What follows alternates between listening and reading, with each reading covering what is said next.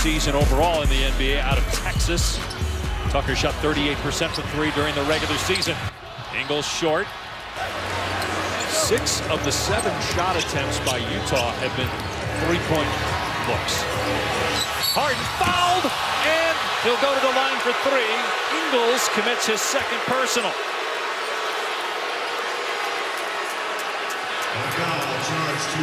This is the shot that has everybody twisted up in knots, and it's the unguardable shot. The step hard to him. I mean, he makes contact with him. Yeah, why is he complaining? I mean, he hits his strong hand. And then he landed on him and got him with his body.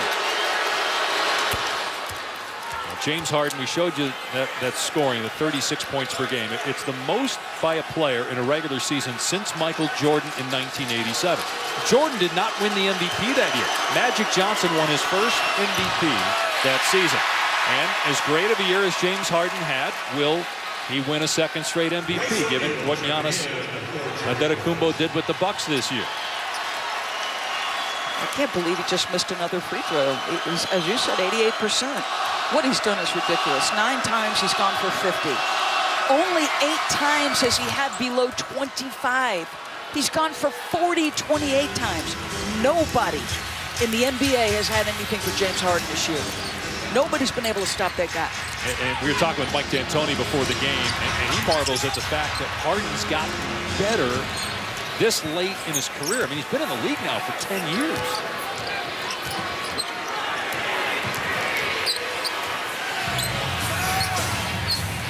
So you got O'Neal now on Harden. Rubio guarding Paul. The switch, and Gobert's on him.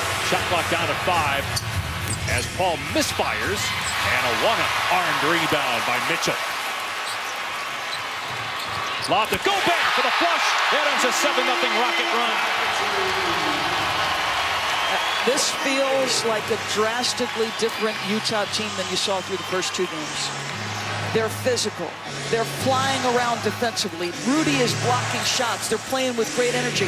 They staggered. I mean, they did not look confident. They looked completely shaken in the first 2 games. You had to think at some point there was going to be a flurry of offense from Utah. The question is, if Houston makes its way back into the game, what happens? And after that great start, here the Rockets are down just 1 with Paul hitting the baseline J. They've been through so much. I mean, this team was within a breath of the NBA Finals a season ago. Utah trying to get back in this series, trailing 2-0. Gobert making him feel him on both ends of the floor. An MVP caliber regular season for James Harden. You look at these numbers, and then you also have the 32 consecutive 30-point games from mid-December to late February. A lot of those games were played without Chris Paul, without Clint Capella, when Harden carried the Rockets on his back. At one point, they were 3 games under 500, but they went 39-15 their final 54 games.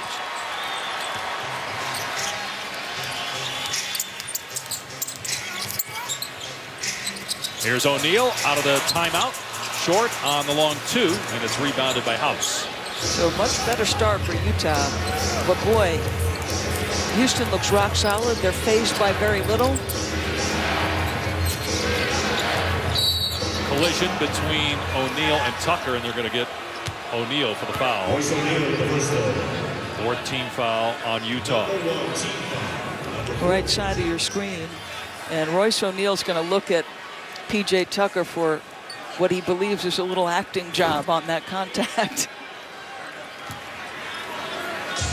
I mentioned House is in the game for Houston. Kyle Korver is out there for Utah. He has not played a whole lot in this series.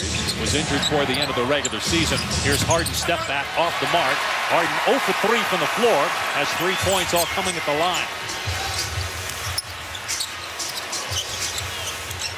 O'Neal puts it on the deck and draws contact. 13th foul on Houston. They get House for the personal, his first. Utah changing sides of the floor with the ball. It allows Royce to put it on the deck and attack a closeout. You think most of Quinn's players that he's working with, aside from Donovan and aside from Royce right there, guys creating their own shot is rare on this group. They need each other. They need the dribble handoffs, the pick and rolls, all the action Quinn puts in place to elevate these guys. And with Clint Capella on the floor, and guys like Tucker and Chris Paul, this is an underrated defensive team for Houston. As Mitchell is able to get to the rim, puts it in. He's got 8 points here in the first quarter. One of the things that Eric Gordon has done, and that time it was Austin Rivers guarding him, they've made it very hard for him to turn the corner and get shoulders by. Great read for him to go middle on that one.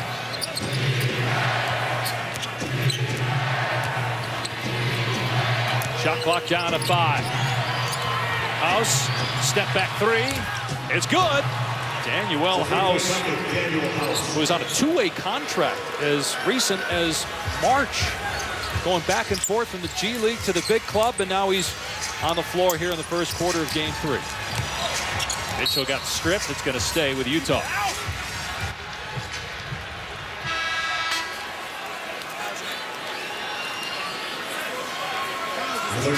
Utah is going to bring in Niang here for some shooting, and also Fareed on the floor for Houston.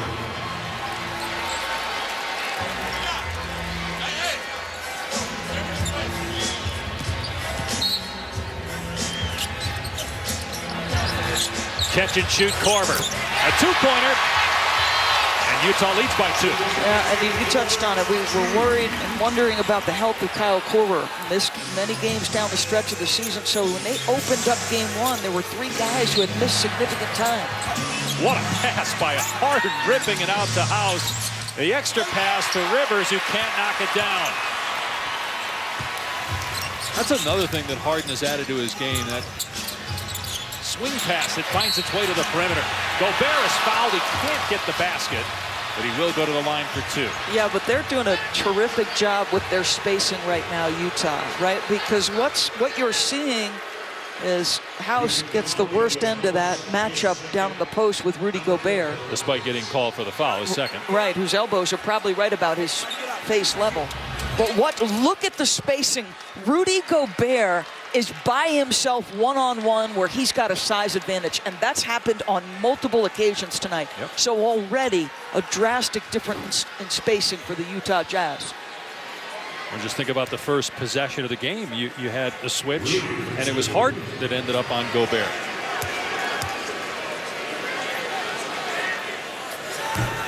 And Gobert missing the free throw.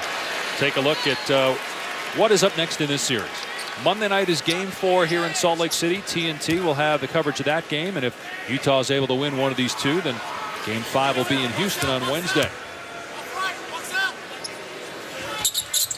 1 out of 2 for Gobert. So he's got 5. Mitchell with 8. It's a 3-point Utah lead at the 4-minute mark of the first quarter. Rockets lead 2-0. They've won games 1 and 2 by a combined 52 points. Here's Harden, and the 4th block already by Gobert.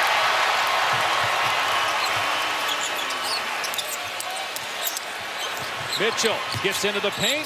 He finds Korver with a brilliant pass. Can't knock it down, though.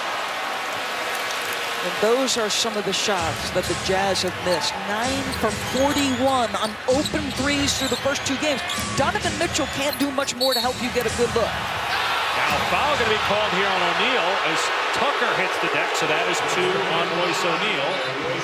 And now Utah is over the foul limit. Okay, Rudy Gobert, again, is probably going to win Defensive Player of the Year, but he was essentially a non-factor on this end through the first 2 games.